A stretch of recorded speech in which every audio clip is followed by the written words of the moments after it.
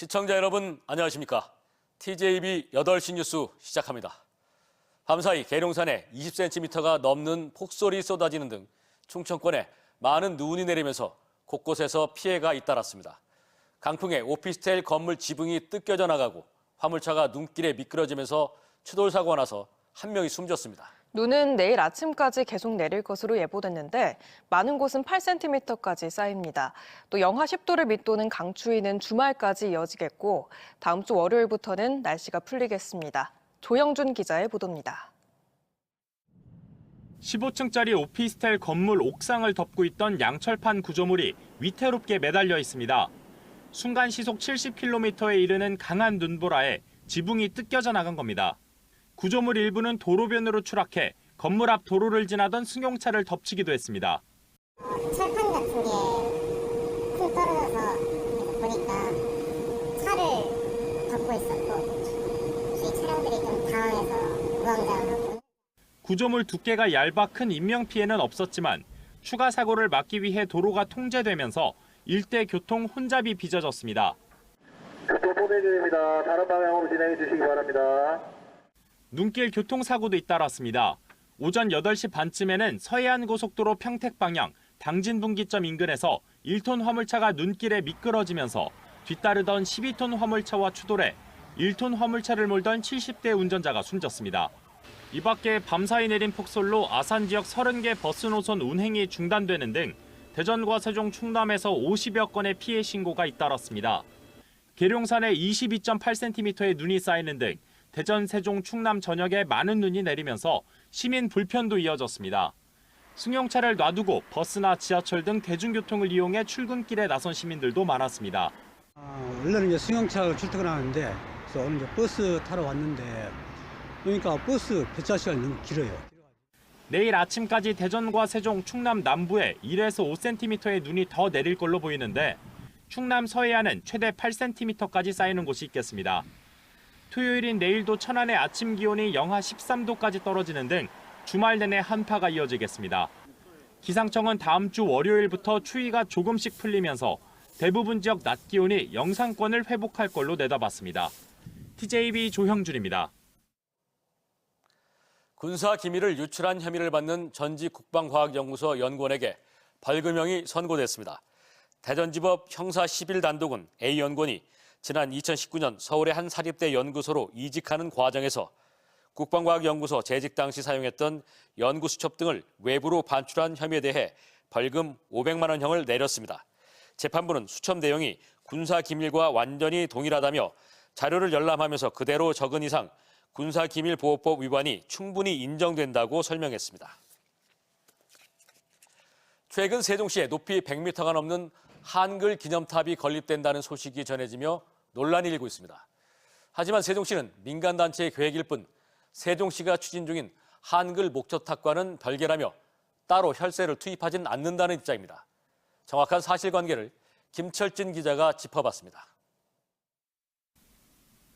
세종시에 약 800억 원을 들여 28층 108m 규모로 건립을 추진하는 것으로 알려진 한글 기념탑 모형도입니다.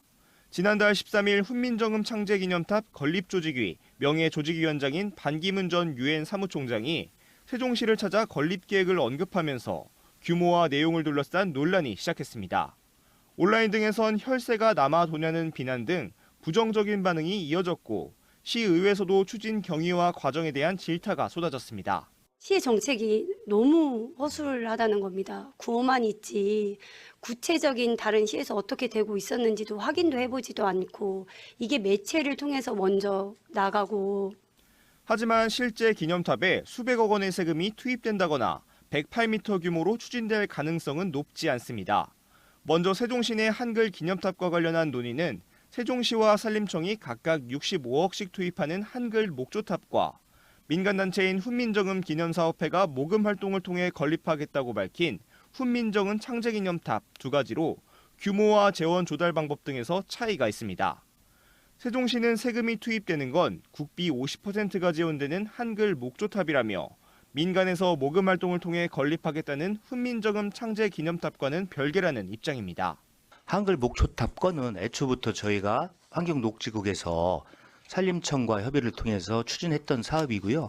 지금 훈민정음 기념사업에서 하는 사업은 별건이다. 훈민정음 기념사업회 측도 108m 높이 28층 규모의 건립 계획은 확정된 게 아니라고 밝혔습니다. 모금 규모도 당초 알려진 800억 원이 아닌 500억 원을 목표로 오는 2027년까지 국내외에서 진행한다는 계획입니다. 그 높이를 고수하거나 그 고수하는 것 때문에 실제 훈민정음 자체가 탑에 의해서 이게 더 상징성이 사라지는 것에 대해서는 저희도 원하는 바가 아닙니다.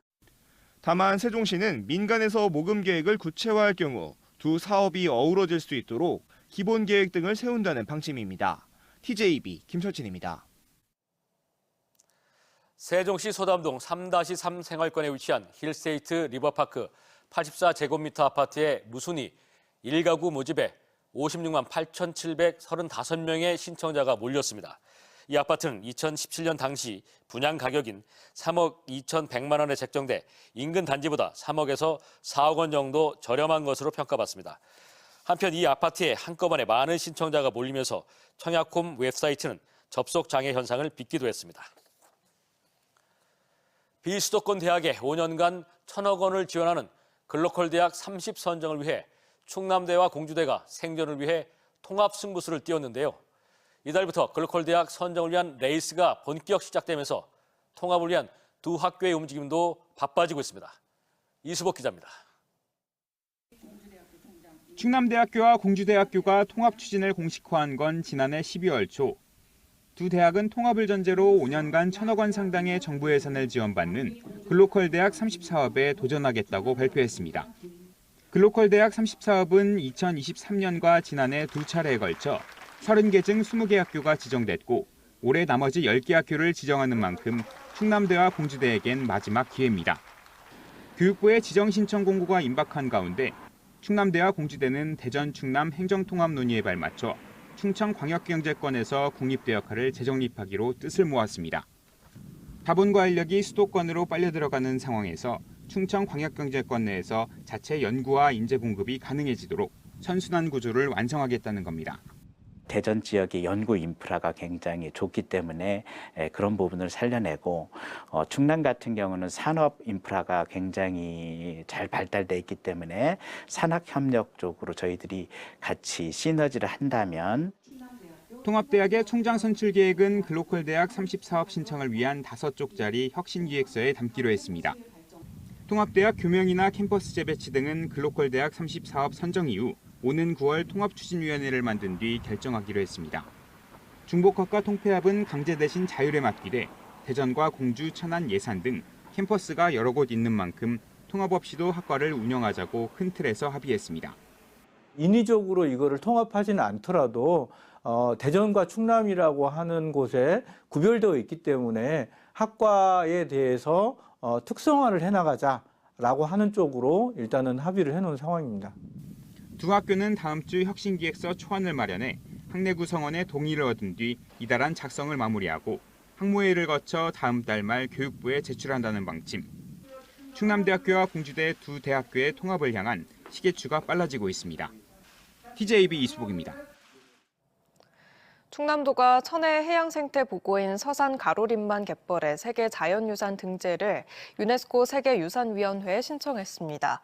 충남도는 서산 가로림만을 자연과 인간, 바다와 생명이 어우러진 명품 생태공간으로 탈바꿈시킬 계획이라며 가로림만이 세계 자연유산으로 등재될 수 있도록 서산시, 국가유산청과 함께 협력하는 동시에 국제적인 네트워킹도 확대한다는 계획입니다.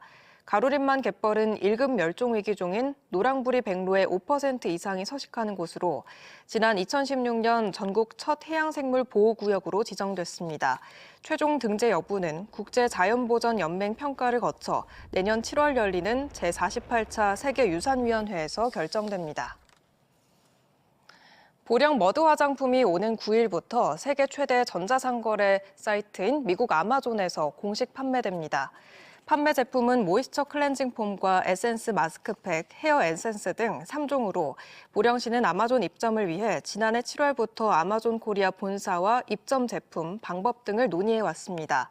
보령시는 지난해 11월 중국 국제수입 박람회에 머드 비누를 출품한 것을 시작으로 상하이 푸둥공항과 난징루 매장 입점에도 성공했으며 일본과 홍콩, 필리핀 수출도 추진하고 있습니다.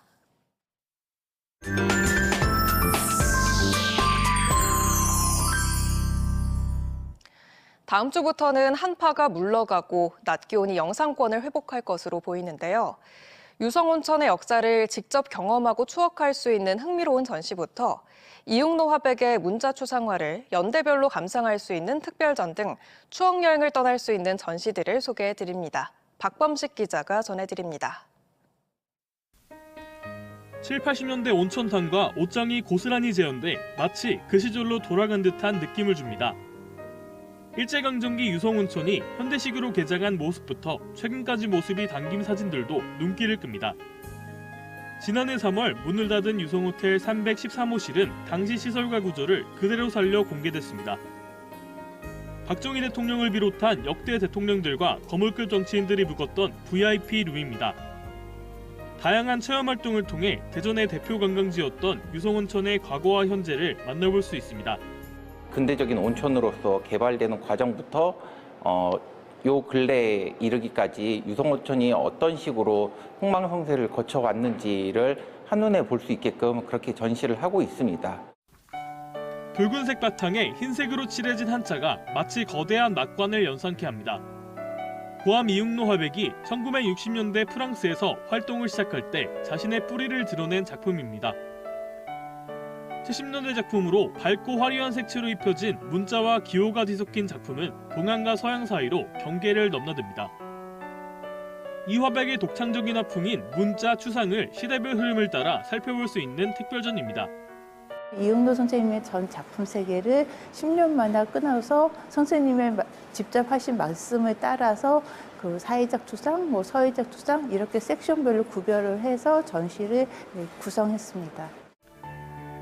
유화로 그린 풍경화 같지만 가까이에서 보면 나무 조각을 붙여서 만든 목재 작품으로 70년대 달동네와 바닷가 소금창고 등이 등장합니다. 힘찬 마리 기상을 표현하기 위해 물감을 흙뿌려 역동적인데 작품 곳곳에 개와 고릴라 등 친근한 동물들이 숨어 있어 찾아보는 재미가 쏠쏠한 전시입니다. TJB 박범식입니다. 대전시 38 민주의거 기념관은 1960년대 대전 충청 지역에서 일어난 민주화운동 관련 자료를 수집하기 위해 오는 10월까지 기증 기탁 캠페인을 진행합니다. 소집 대상은 일기, 메모, 편지 등 문서 자료와 사진, 필름, 영상 등 시청각 자료를 비롯해 당시 학교 생활을 보여주는 교과서와 교복 등 다양합니다. 올해는 대전뿐만 아니라 충청 지역에서 일어난 민주화운동 자료로 수집 범위도 확대했습니다. 보령시가 전국 기초단체 최초로 시작한 연탄 소송비 지원 사업을 지난해에 이어 올해도 시행하기로 했습니다. 이는 지역의 연탄 회사가 폐업하면서 에너지 취약계층의 연탄 공급 불안과 난방비 부담 해소를 위한 것으로 시외 지역에서 보령시로 연탄을 소송하는 과정에서 발생하는 비용을 거리에 비례 최대 100원까지 지원하게 됩니다. 시는 지난해 지역의 연탄 가격 인상률이 8.6%로 비슷한 시기에 폐업한 호남 지역의 연탄 가격 인상률 37%에서 50% 대비 최대 41% 낮은 수준으로 나타나 취약계층의 난방비 부담이 줄어든 것으로 조사됐다고 밝혔습니다. 시는 지원 첫 해인 지난해 35만 장의 연탄에 대해 약 2,800만 원의 수송비를 지원했습니다. 말다툼을 한 후 자신을 찾아온 지인에게 흉기를 휘두른 40대가 2심에서도 징역 2년형을 선고받았습니다.